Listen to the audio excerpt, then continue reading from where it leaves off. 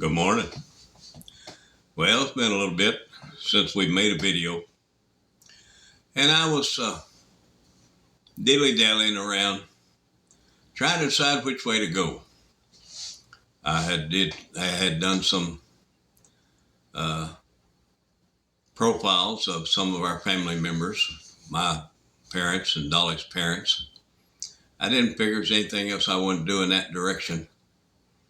So I thought about it, listened to some other folks' advice, and thought we'd try this. I want to tell you a dog story.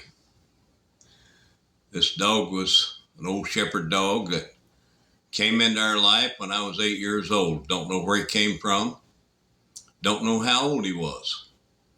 But he was old enough that he already knew what to do with a cow. He was a tremendous stock dog. But he wasn't a family pet. He was always around. He was always alert and ready when he was needed. But at our house, dogs were working animals, and it was forbidden for the children to play with the dog. He was always around the children, but he wasn't a toy. But around the barn, anywhere there was stock, cattle, hogs, this old shepherd dog, we called him Butch, he was always ready. In fact, he was prone to be a little bit too ready in some cases. One thing, he hated a hog for some reason. He couldn't stand to see a hog out and about. And you had to watch him, he would tear a ham right off.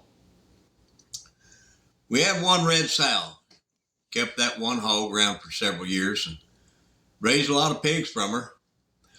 And one day she was out there around the barn, and we kind of got her in the barn, an open driveway, and there was 3 or 4 of us trying to get her hemmed up and get her back in the lot.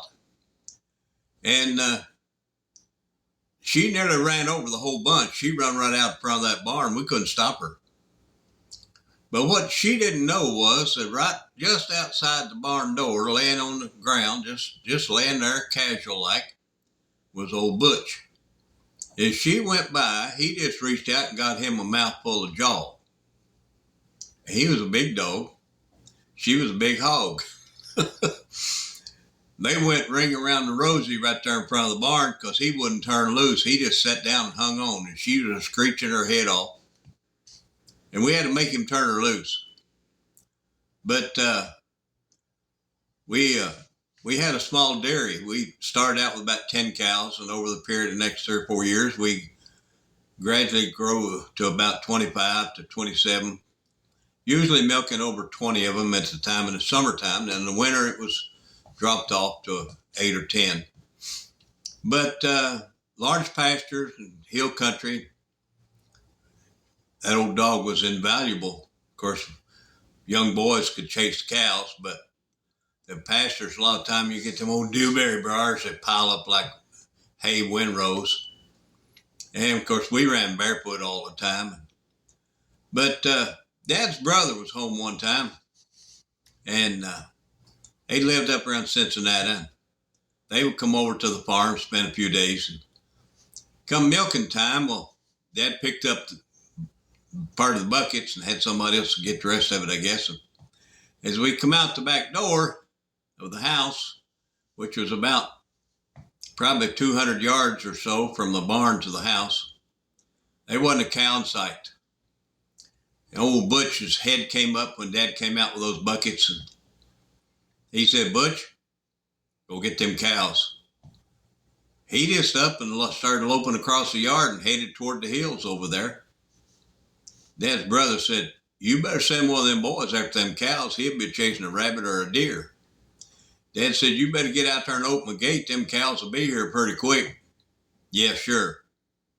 Well, we walked right sprightly to the barn, and I think I was the one went on over and opened the gate to come into the barn lot from the pasture. And by the time I got to the gate, here come the cows over the hill. Old Butch was just trotting along behind. A lot of cow dogs, or dogs called cow dogs. I'm having a hard time talking this morning. I'm sorry. They tend to go to the head and bark at the face and all that sort of thing. Butch didn't do that. Butch went to the hills. And there's where a lot of dogs get in trouble. When they're young dogs, they are sent to go to the hills, but a cow just don't particularly enjoy that, and they're likely to kick the dog's head half off. But Butch had learned about that early, I guess.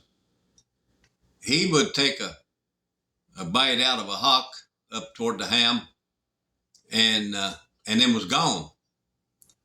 But he just keep working, and it wouldn't be long till any stubborn cow or calf that didn't like the idea of going where he was supposed to would change its mind and start hunting for a dark hole where Butch would leave him alone. Now, he wasn't particularly rough unless they got a little stubborn, but he applied as much pressure as necessary. You didn't have to go help Butch bring cows to the barn.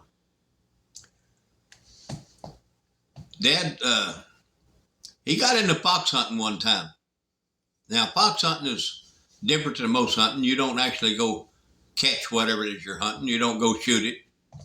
You just go take your dogs to a certain point, and you turn them loose and sit down beside a little fire or stand around or whatever, and the dogs does the work. They go out, find themselves a fox trail, and they work it out till they get that trail hot, meaning they're getting close, and then you hear them open up. And there was 4 or 5 fellows around in that neighborhood had foxhounds, and Dad really enjoyed that. They'd go out there on a Friday night, about dark, usually go up on a high place somewhere where you could hear the dogs for a long way. And sometimes if it was a little chilly, they'd build them up a little bitty campfire and sit around and joke and tell lies and whatever, waiting for the dogs to hit. Usually it didn't take long. There was a lot of fox in that country. And but Dad started with a couple of little poor old dogs, and they'd run, but they couldn't keep up. They didn't know much about fox chasing. And so Dad went to looking around and found himself a big pair of English setters. I think that's what they called them, but they was a big, bold dogs, stand tall, pretty things. And next time they went to turn the dogs loose, them dogs was right there. The problem is they was too big for that country because all the treetops and stuff where timber had been cut. And if they get a red fox, the red fox will run a long way. They run a big circle, 15, 20 miles. And but a gray fox, he'll run and chase back and forth through those brush piles and mess with the dogs. He'll double back on himself and just wear a dog out, and then they'll just go in the hole. They just play with the dog and then quit.